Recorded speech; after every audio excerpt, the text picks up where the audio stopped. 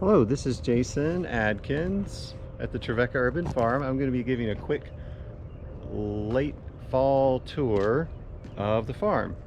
And our farm entrance here, we have a pollinator garden that was brought to you by several different camps and groups. Each camp and class that we have builds their own garden. And so each one of these little stone beds has been built by a different group, and the way we build them is we just start with grass over here. We lay down cardboard and that kills the grass, and then we start layering different organic materials that we have collected, and the collection part's the hardest part. Once you collected all the materials, then the garden goes up in half an hour, and then we plant it.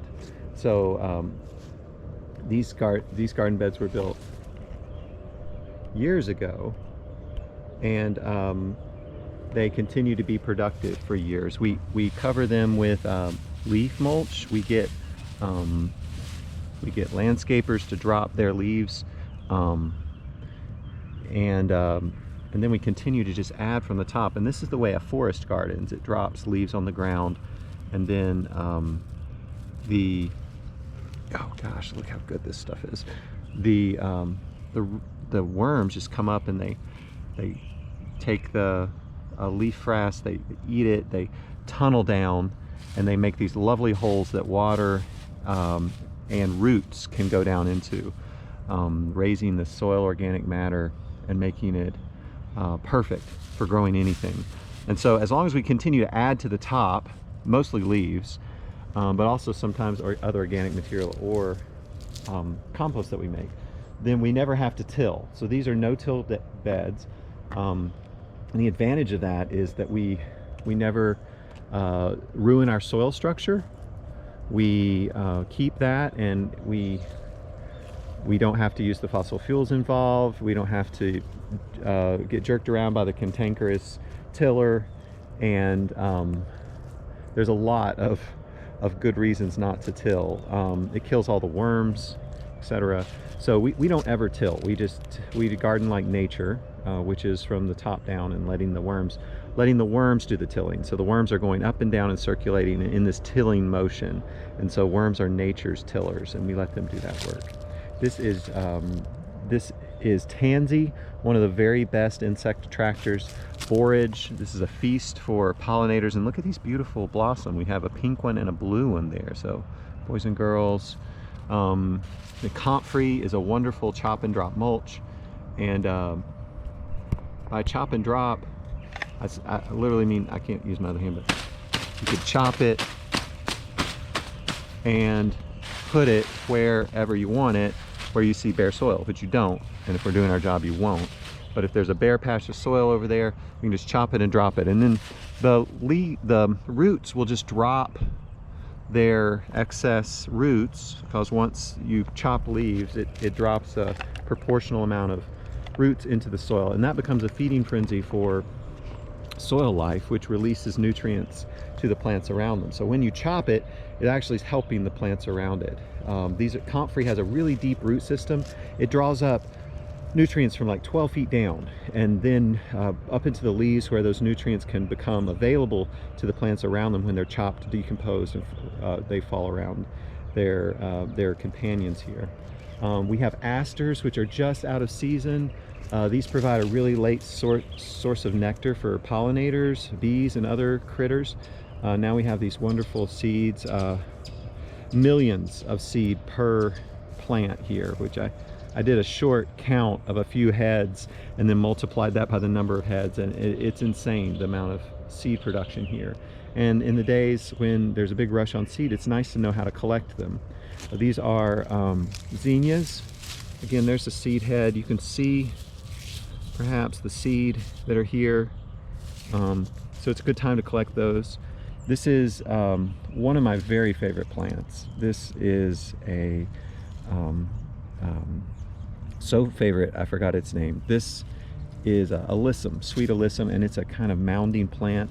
And this has been growing since January, and it's been blossoming the whole time. It's an incredible source of food for pollinators. And so we're coming up on a piece of land that was really abandoned, unused by the university, just overgrown. And we released goats on it.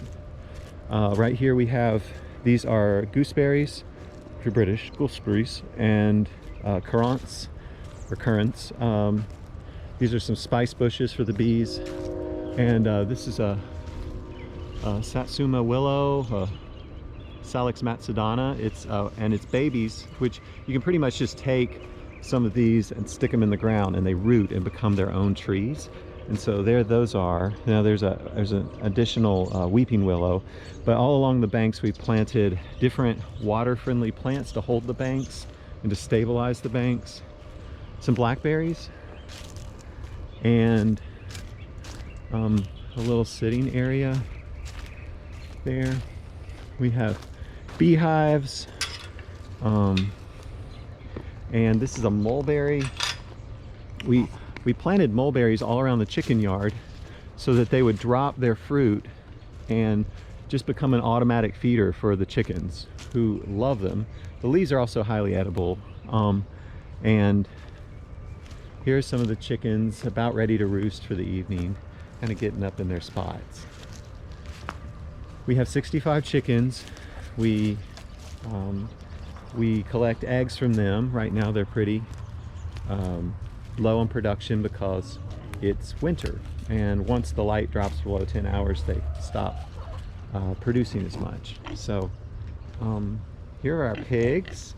We have a Duroc Hampshire cross, and these pretty babies are just a few weeks here. We get, oh wow, they've already eaten it. We get food from the National Rescue Mission, which hasn't been used. Like, they get more food than they can use. And we get food from the cafeteria, and all that food becomes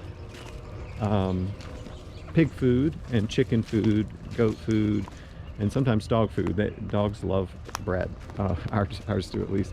So we give them treats, and so that's part of what we use to feed the animals. The pigs are fed exclusively from urban food waste.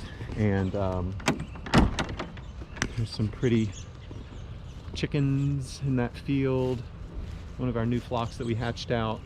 I say we didn't hatch them out. The hens hatched their babies out, and there's a little barn flock.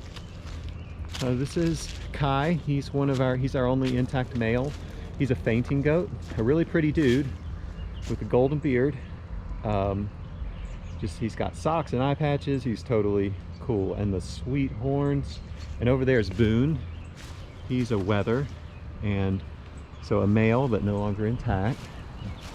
We have a lovely barn here. I really should have caught it earlier in the day, but hopefully you can see. This is our little farm cathedral. I'll open up this other door so you can see the sunlight.